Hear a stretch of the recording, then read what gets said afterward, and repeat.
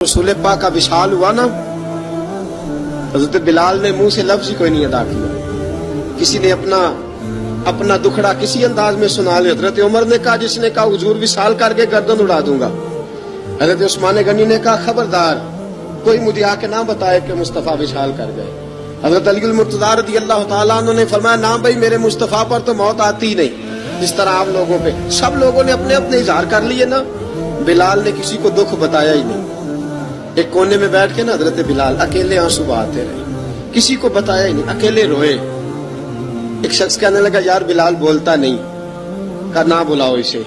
असर की नमाज का वक्त हुआ ना, तो वो बिलाल जो काबे की छत पे बगैर सीढ़ियों के चढ़ गया था, वो बिलाल जो काबे की छत पे बगैर किसी सहारे के चढ़ गया था, उस बिलाल को कहा कि बिलाल चढ़ जरा, आजान पढ़, मस्जिद की छत पे चढ़ जा। हजरत बिलाल कई बार चढ़े और कई बार गिरे, कई बार चढ़े और कई बार गिरे। हजरत बिलाल हबशी रज़ी अल्लाह तआला ने आवाज दी, कहा सलमान मेरी मदद करना, मेरी मदद करना। अब मुझसे चढ़ा नहीं जाता, अब मुझसे जाया नहीं जाता। जनाब सलमान फारसी ने भी सवाल नहीं पूछा कि बिलाल तू बीमार है, ये नहीं पूछा। हजरत बिलाल को दो चार सहाबा ने उठाया, छत पे पहुंचाया।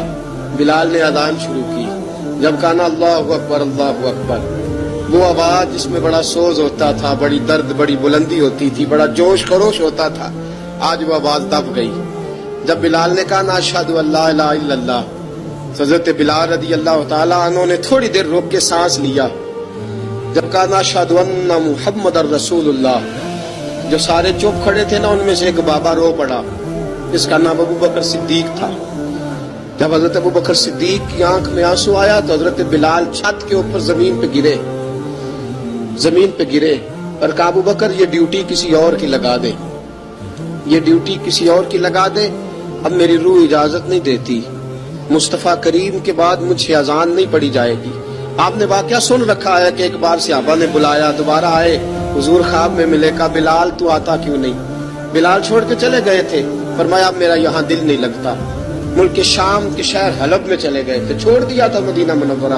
अब मेरी निगाहों में जचता नहीं कोई, जैसे मेरे महबूब हैं ऐसा नहीं कोई।